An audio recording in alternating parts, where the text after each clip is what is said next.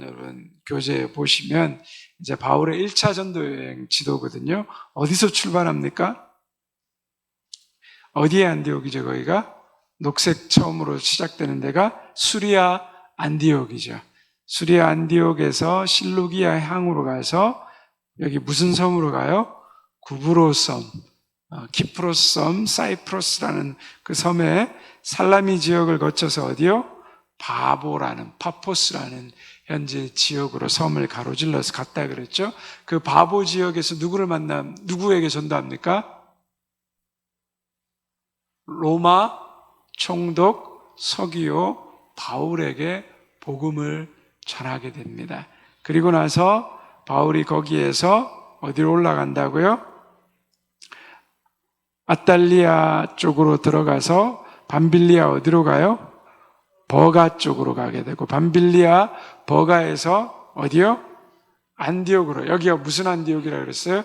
비시디아 안디옥이라 그랬죠. 그런 다음에 이고니온으로 가고 루스드라에서 더베로, 그리고 반대로 돌아 나와서 다시 수리아 안디옥으로 가는 여정이 바울의 1차 전도 여행이다. 그래서 C자 형태로 보여진다라고 설명드렸습니다. 자, 지난 시간에 바울이 비시디아 안디옥으로 간 이야기를 설명드렸고, 비시디아 안디옥에 대한 그 유적들을 좀 사진으로 보여드렸습니다. 자, 비시디아 안디옥은 수리아의 안디옥과 동일한 이름이죠. 왜 안디옥이라고 똑같은 이름이 붙었다고요? 안티오쿠스 황제를 기념해서 지은 도시 이름이다. 그래서 여러 개의 안디옥이 있는데 우리가 사도행전에서는 대표적으로 수리아의 안디옥과 비시디아의 안디옥, 이 두 지명을 보게 되는 겁니다. 그죠? 비시디아 안디옥은 해발 한 1180m 높은 고지에 위치해 있었습니다. 밤빌리아 버가에서 비시디아 안디옥까지 가려면 굉장히 험난한 길을 가야 했다.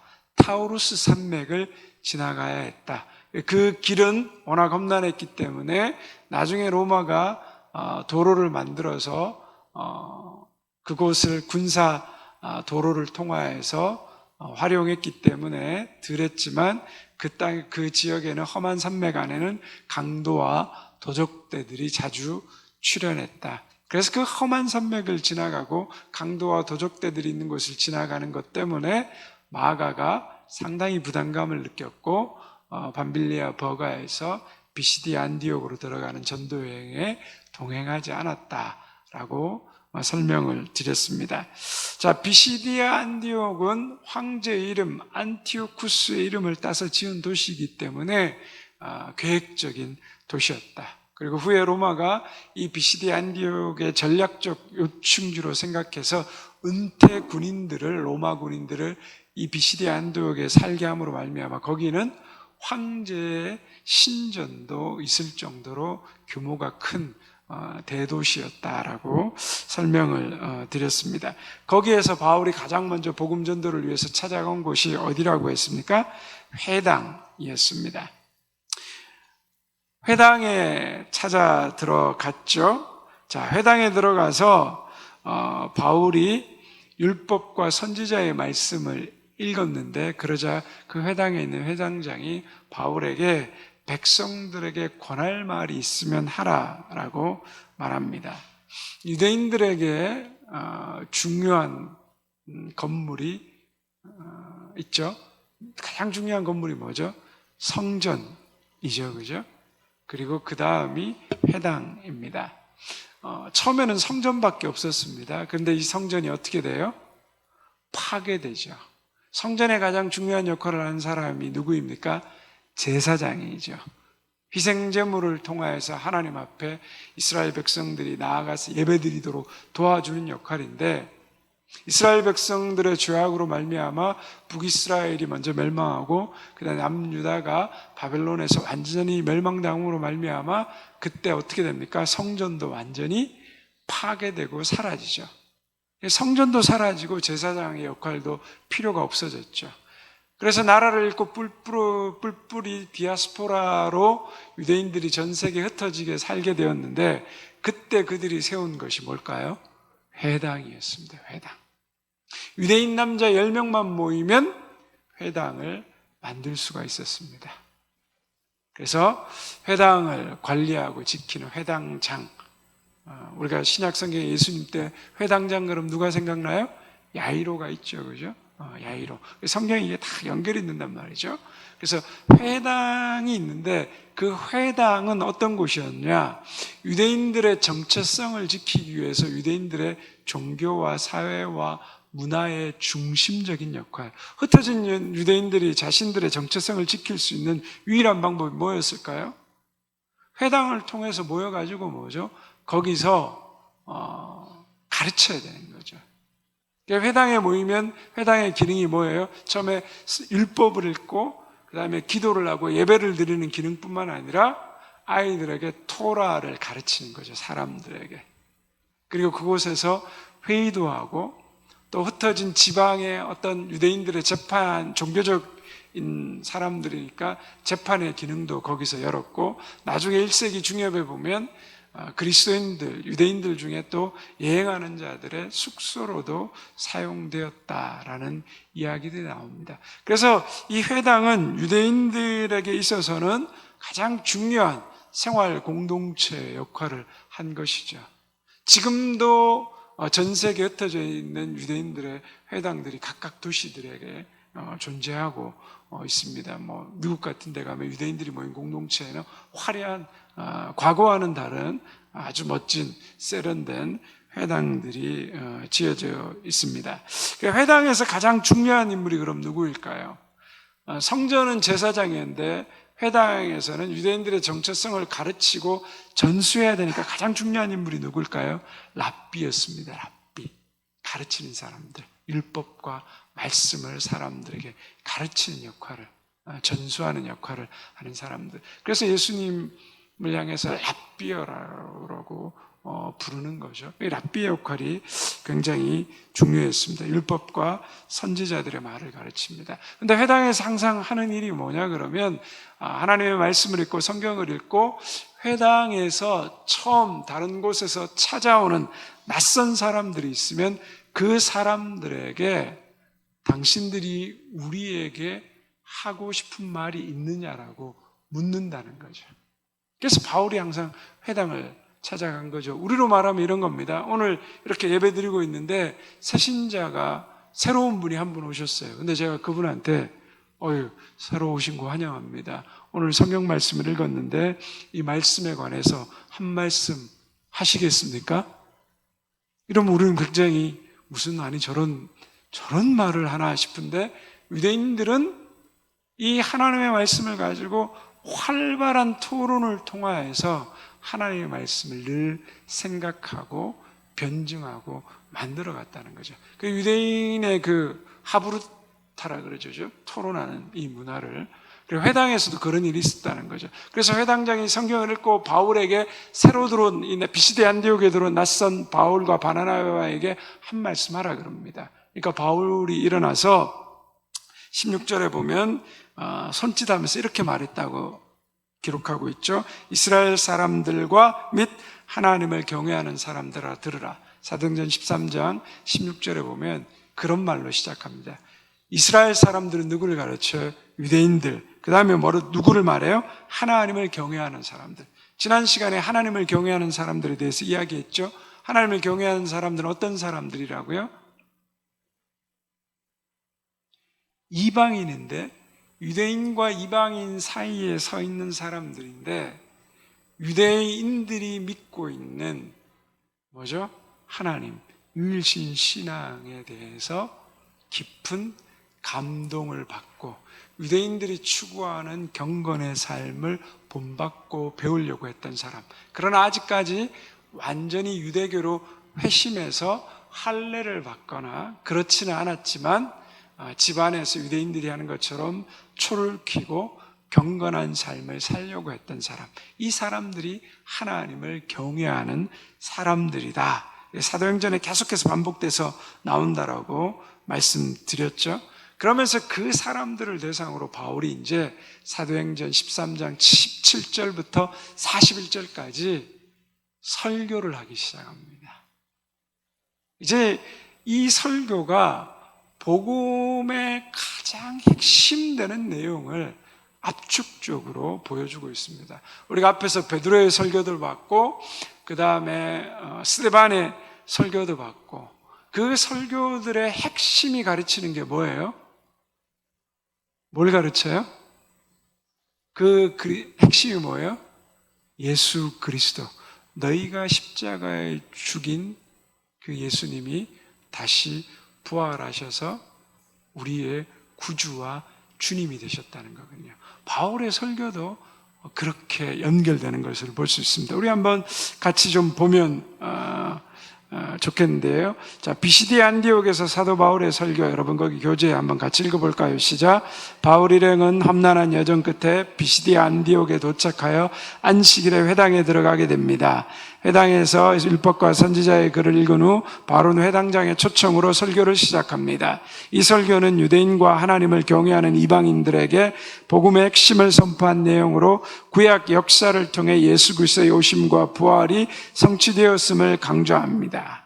자, 그러면서 바울이 사도행전 이제 13장 17절부터 23절까지, 13장 17절부터 41절까지 이제 자신이 깨달은 예수 그리스도의 복음을 증거하는데, 먼저 13장 17절에서 23절까지 하나님 구원 역사에 대해서 요약하고 있다는 거예요. 바울이 이스라엘의 역사를 요약하면서 하나님의 선택과 인도하심을 강조하는데, 자, 먼저 뭘 얘기하냐? 출애굽과 광야 생활에 대해서 이야기합니다.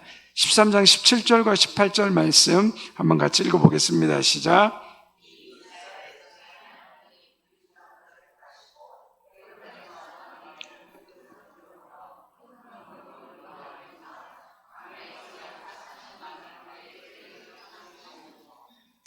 자, 17절에 보면 이스라엘 백성의 하나님이 우리 조상들을 택하시고 애굽 땅에서 나그네된 그 백성을 높여 큰 권능으로 인도하여 내었다.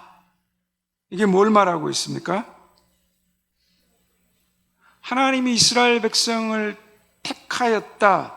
조상들을 택했다. 이게 뭘 얘기하고 있어요? 창세기를 한마디로 얘기하는 거예요. 그 다음에 두 번째 뭘 얘기하고 있죠? 애굽 땅에서 나게 된 그 백성들을 높여 큰 권능으로 인도하여 냈다. 이게 뭐 얘기하는 겁니까? 출애굽기 이야기를 하는 거예요. 그러면서 그 뒤에 뭐죠? 40년 동안 그들의 소행을 어떻게 하셨다고요? 참아내셨다라고 말합니다. 광야에서 이스라엘 백성들 어떻게 했어요? 먹을 게 없다고 하나님께 불평하고 원망하고 물이 없다라고 또 하나님을 원망하고 배신하고 애굽으로 돌아가자, 애굽을 그리워하자, 뭐 이런 수많은 하나님 앞에 원망하는 일들이 있었잖아요. 근데 그 40년을 하나님 어떻게 하셨다고요? 참아내셨다라고 출애굽기를 한 줄로 또 요약하고 있는 거죠. 광야 생활도 한마디로 요약하고 있습니다. 그럼에도 불구하고 자, 어떻게 하셨냐? 19절에서 20절 가나안 정복과 사사시대 나오죠. 한번 읽어보겠습니다. 시작. 가나안 땅 7족속을 멸하사 그 땅을 기업으로 주시기까지 약 450년간이라 그 후에 선지자 사무엘 때까지 사사를 주셨더니, 자, 그리고 40년 소행을 참으시고 그 다음에 뭐죠? 가나안 정복과 사사시대, 가나안 땅 7족속을 멸했다는 것은 뭔 이야기예요? 무슨 이야기예요? 여호수아 이야기잖아요. 그죠? 여호수아 이야기. 그리고 그 기간이 얼마라고요? 450년. 왜 450년이라 그럴까요? 앞에서부터 시작이 출애굽이 애굽 생활이 몇 년이죠? 400년 했잖아요. 그리고 광야 생활이 몇 년이요? 40년 했잖아요. 가나안 정복하는데 10년 걸렸단 말이에요. 그래서 총 뭐죠? 450년으로 바울은 이 역사를 추격하고 있는 겁니다. 그러면서 뭐죠? 사무엘 때까지 사사를 주셨다. 사사 시대도 바울이 한 줄로 딱 요약하고 있는 거예요. 이스라엘 역사를 쭉 이야기하고 있는 거죠. 창세기부터 출애굽기, 그 다음에 광야생활 민수기, 그 다음에 신명기, 여호수아, 사사기까지 쭉 넘어오는 이야기를 짧은 말로 요약합니다. 자, 그 다음에 21절과 22절 말씀 왕정시대를 이야기합니다. 한번 읽어보겠습니다. 시작. 그 후에 그들이 왕을 구하거늘 하나님이 베냐민 지파 사람 기스의 아들 사울을 40년간 주셨다가 패하시고 다윗을 왕으로 세우시고 증언하여 이르시되 내가 이새의 아들 다윗을 만나니 내 마음에 맞는 사람이라 내 뜻을 다 이루리라 하시니라. 자, 그죠? 이제 사사시대 사사로서는 만족이 안 된다는 거죠. 우리에게도 다른 이방 민족처럼 왕을 주십시오. 왕을 줬더니 맨 처음 어느 왕을 세우셨어요? 사울 왕. 그토록 원하는 왕이었는데 그 왕이 뭐죠? 하나님 마음에 합하지 않았다는 거예요. 그래서 폐위되고 하나님 다시 왕을 세우셨는데 그가 누구예요? 다윗이었대요. 그를 성경이 뭐라고 말해요? 하나님 마음에 합한 왕이었다고 이야기하는 거예요. 그래서 이스라엘의 역사가 쭉 뭐죠? 다윗 왕을 통하여서 하나님의 그 계보가 믿음의 선조들부터 이어진다는 얘기를 하고, 그 다음에 23절 말씀 한번 구원자 예수 그리스도 한번 읽어보겠습니다. 시작.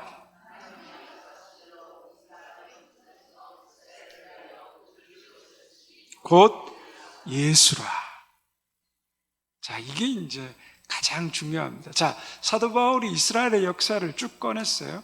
창세기부터, 그죠? 그들의 선조들을 택하시고 광야 이스라엘 백성들을 애굽에서 큰 권능의 손으로 건져내시고 광야에서 그들의 소용을 참으시고 가나안 땅에 입선행해서 7족속을 점령하시고 사무엘과 사사시대로 넘어오고 그 다음에 이스라엘 백성들이 왕을 요구하니까 사울 왕을 세우셨다가 그가 하나님 마음에 합하지 않으므로 폐위되고 그 다음에 누가 세워졌어요?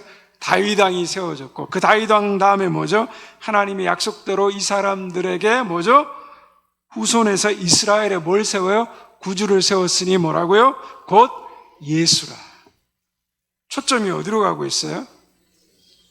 모든 성경의 중심과 초점이 이 앞의 이야기들을 하나님이 아브라함 때부터 그들의 민족을 선택한 그 시점부터 모든 이스라엘 역사와 정점이 어디로 가고 있다고요? 예수 그리스도에게로 가고 있다는 거예요. 여러분, 그래서 구약을 한마디로 이야기하면 뭐죠? 오실 메시아에 관한 거잖아요. 그걸 지금 바울이 그대로 보여주고 있는 거예요.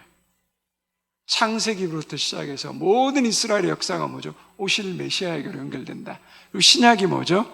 오신 메시아잖아요. 오신 예수님. 성경이 뭐죠? 예수님께서도 뭐라고 말하죠? 성경에 예언자들과 선지자들과 시편이 누구를 가리킨다고요? 나를 가리켜 말하고 있다. 그래서 성경을 보는 가장 중요한 해석의 원리는 중에 하나는 뭐죠? 예수 그리스도를 중심으로 이 모든 이야기, 상징, 비유, 초점, 예시 드는 것이 뭐죠? 다 예수 그리스도로 이어진다. 그래서 바울이 하나님의 구원 역사를 요약하면서 이 모든 구원의 역사가 왜 예수 그리스도를 이 땅에 오게 하시기 위한 하나님의 뭐죠? 구원 역사의 과정과 섭리와 일하심이었다는 걸 말하고 있는 거예요. 이게 굉장히 중요하죠.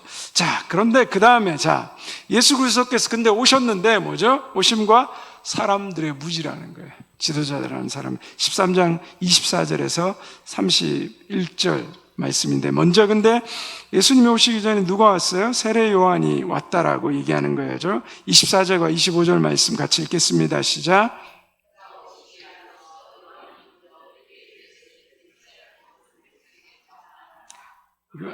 달려갈 길을 마칠 때 너희가 나를 누구로 생각하느냐?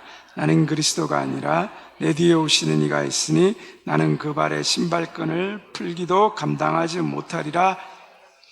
이스라엘 백성들이 로마의 압제 속에서 그들이 굉장한 메시아에 대한 대망사상, 메시아를 너무 기다리고 있었습니다. 근데 광야에 산 사람이 외치고 있었는데 그 사람을 보니까 뭐죠? 혹시 세례 요한이 메시아가 아닌가 사람들이 찾아가서 물었더니 세례 요한이 뭐라고 말하고 있습니까? 나는 그리스도, 너희가 기다리는 메시아가 아니라는 거예요. 내 뒤에 오시는 분이 메시아라고 세례 요한이 그렇게 소개를 해 주었죠. 그리고 예수님이 오셨단 말이죠. 자, 근데 어떤 일이 벌어집니까? 자, 여러분 뒷장으로 넘어가시면, 자, 26절과 예수님의 죽음과 유대 지도자들의 책임, 29절 말씀 한번 같이 읽겠습니다.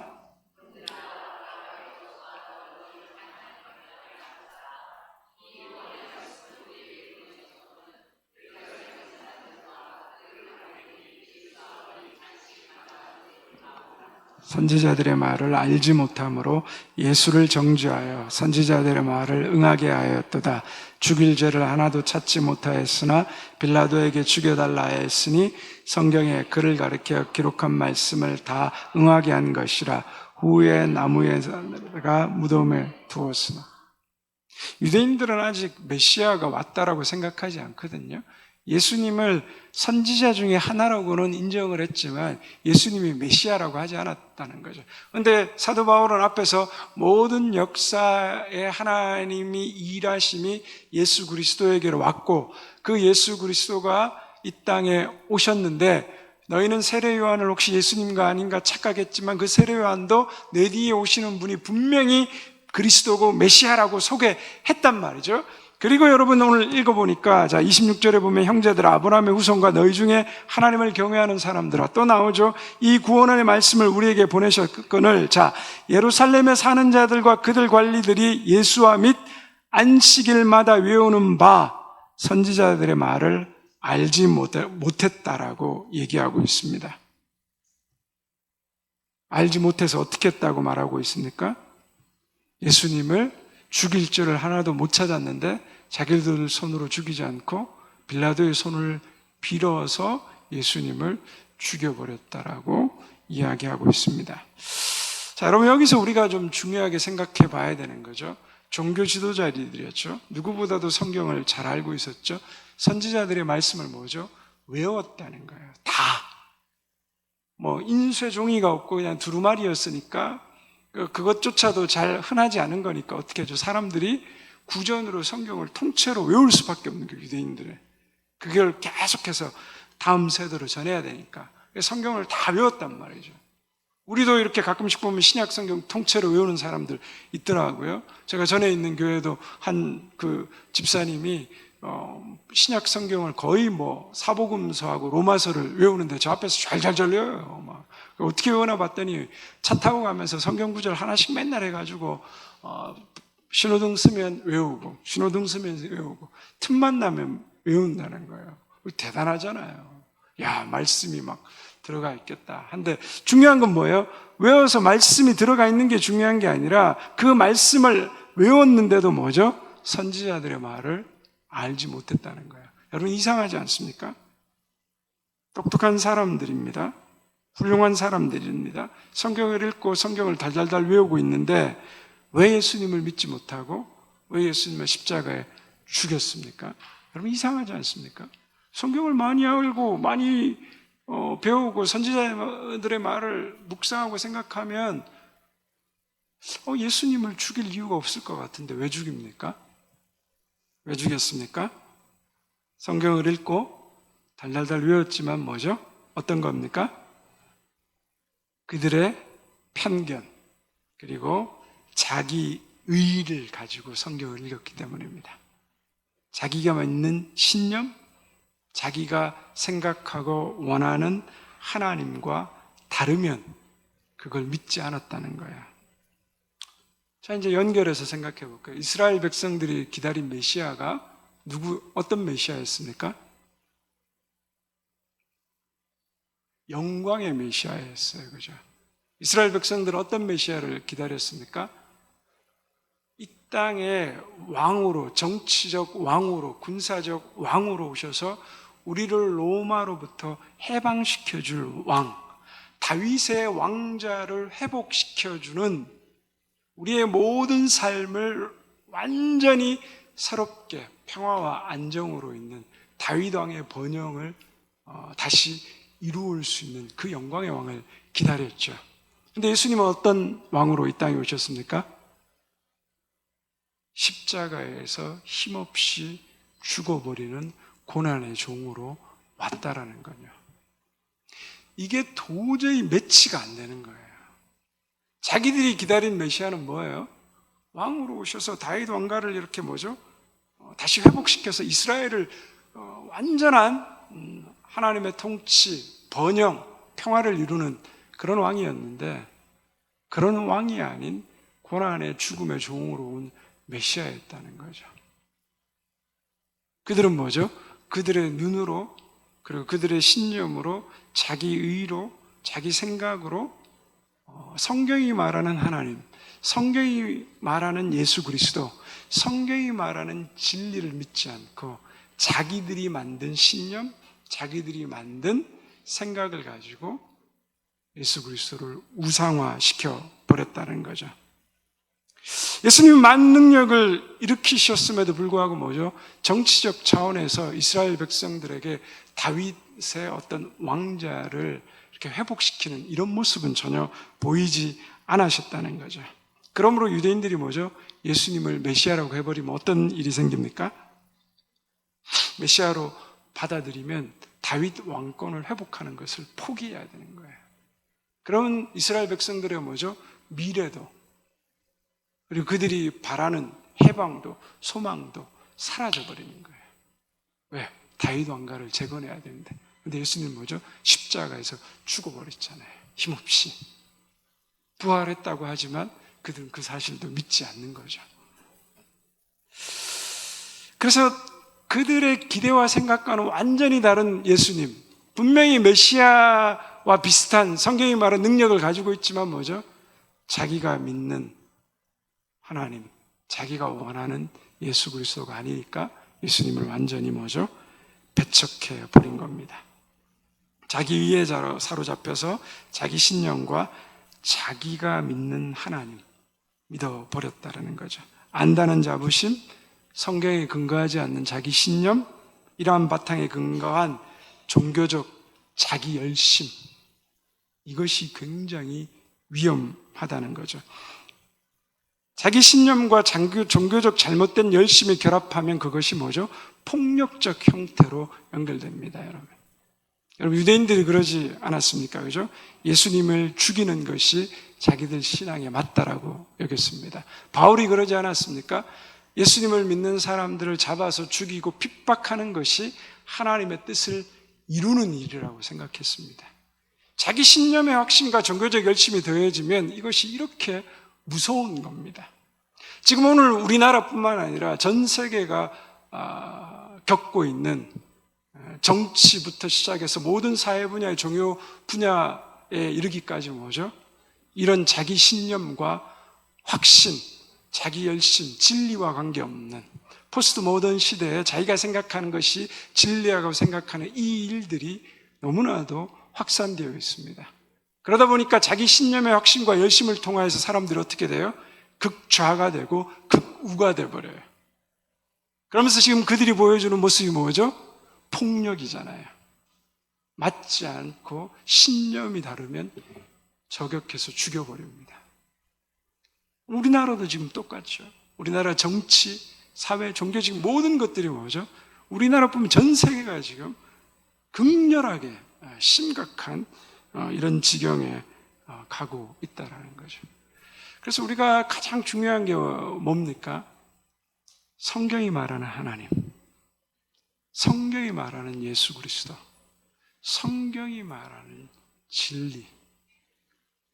여러분, 어느 목사님이 말하는 이런 거 믿으면 안 된다니까요. 엉뚱한 길로 가잖아요.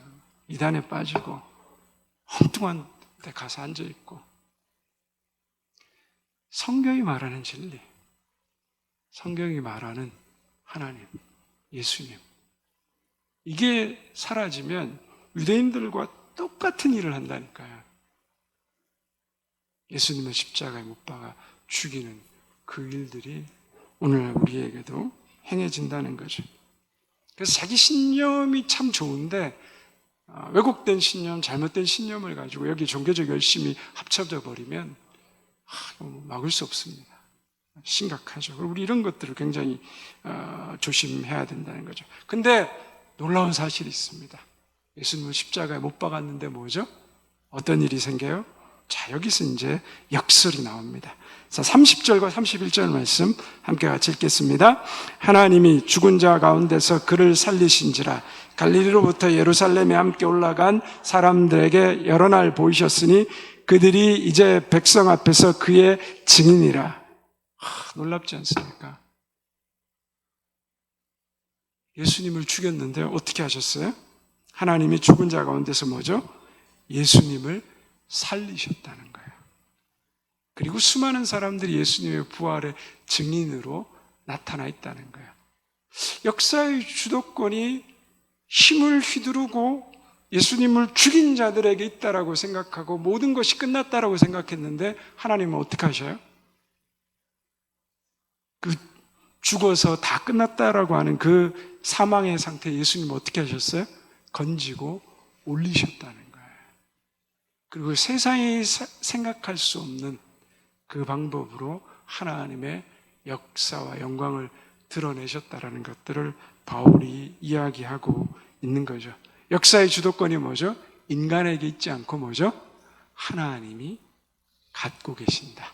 이것이 하나님의 역설이다. 그들은 예수님을 십자가에 못 박혀 죽였지만 예수님은 그들의 죄를 오히려 뭐죠? 하나님의 생명과 부활로 바꾸셨다.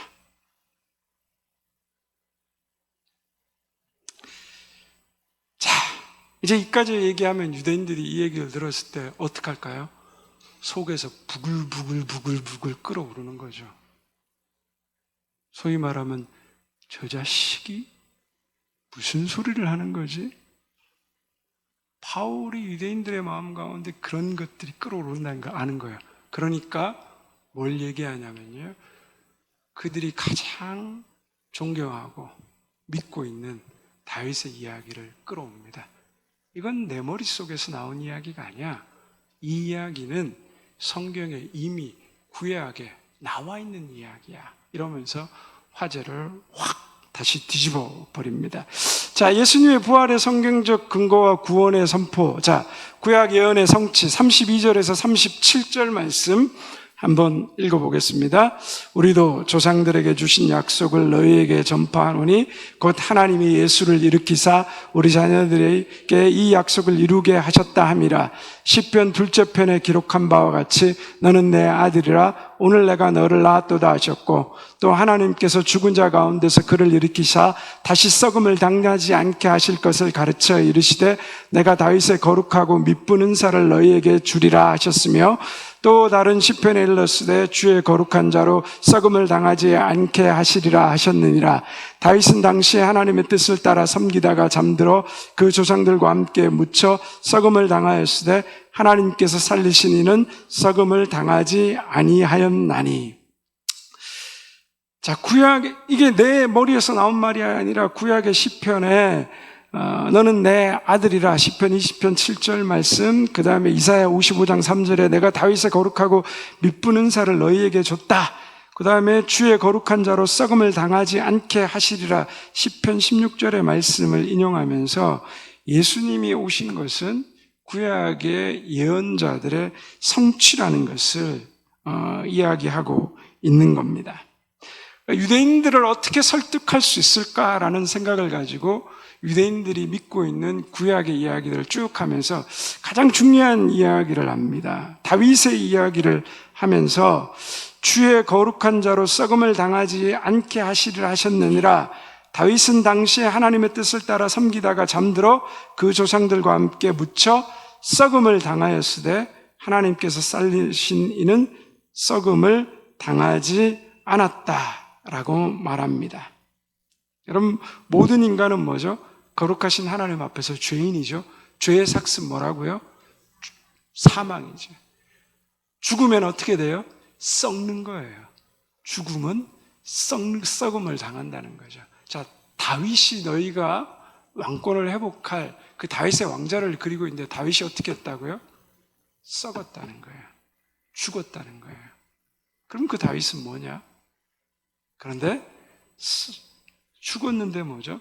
썩지 않는 분이 오셨다는 거예요. 하나님이 살리셔서 뭐죠? 썩지 않게 만들었다는 거예요. 그분이 누구예요? 자, 38절과 39절 말씀 같이 읽겠습니다. 너희가 알 것은 이 사람을 힘입어 죄사함을 너희에게 전하는 이것이며 또 모세의 율법으로 너희가 의롭다 하심을 얻지 못하던 이래도 이 사람을 힘입어 믿는 자마다 의롭다 하심을. 자, 예수님이 십자가에 죽으시고 부활하심으로 말미암아 예수님을 통해서 뭐죠? 너희가 죄사함을 받았다는 거예요.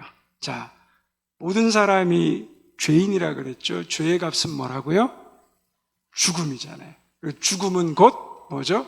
형체가 없이 사라져버리는 썩음이라고 설명을 드렸잖아요. 그런데 예수님께서는 뭐죠? 영원히 썩음을 뭐죠? 당하지 않으셨다.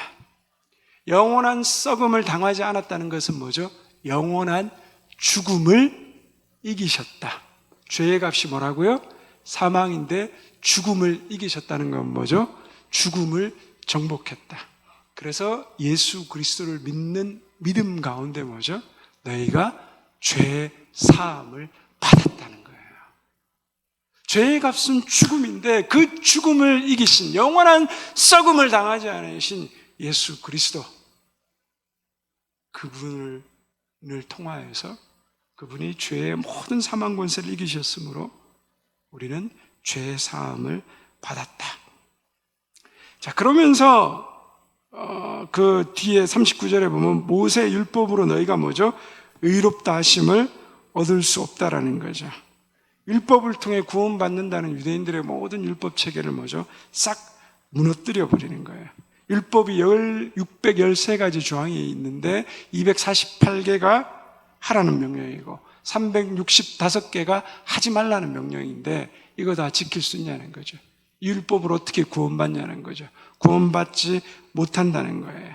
모세 율법 속의 모든 인간이 죄인이 되어서 다 죽어버린다는 거예요. 썩어버리고 형체도 없이 사라져버리는데 예수님 안에서는 뭐죠?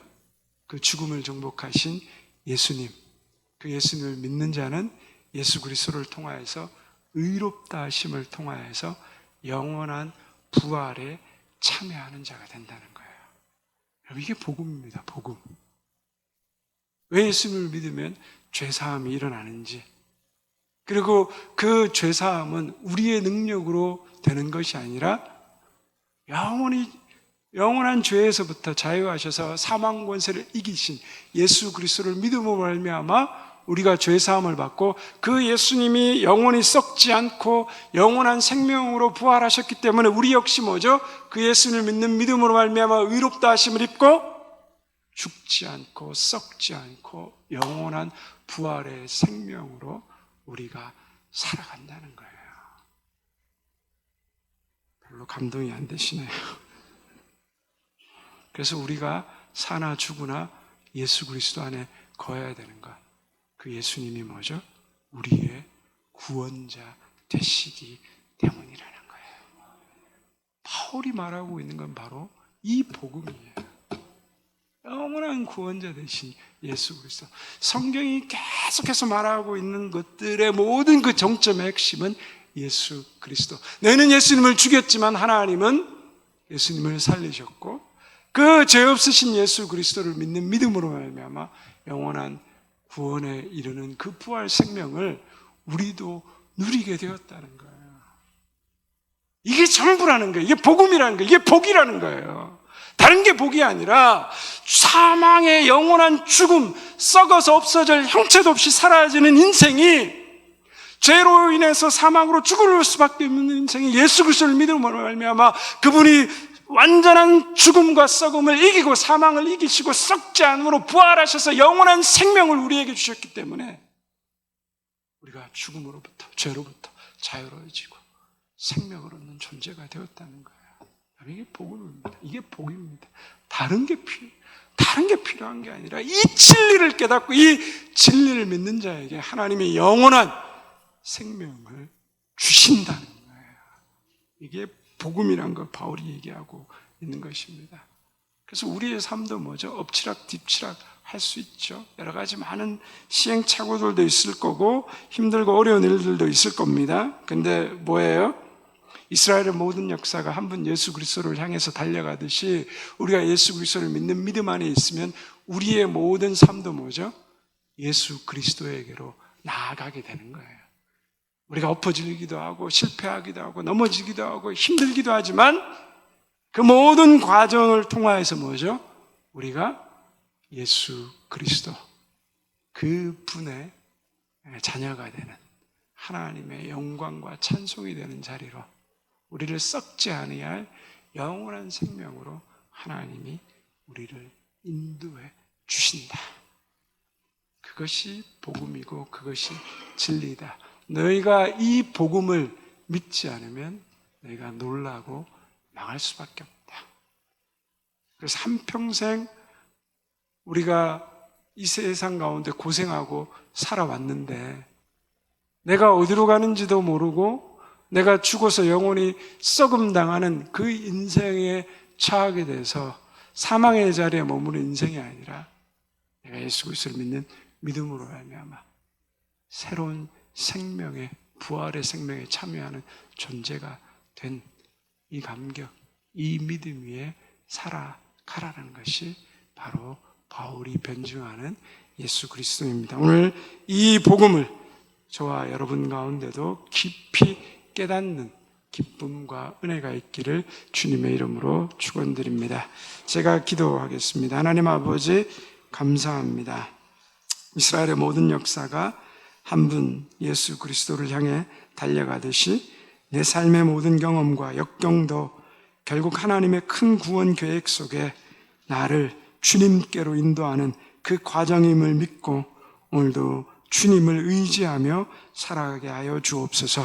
죄의 값은 죽음이며 죽음은 하나님 썩음입니다.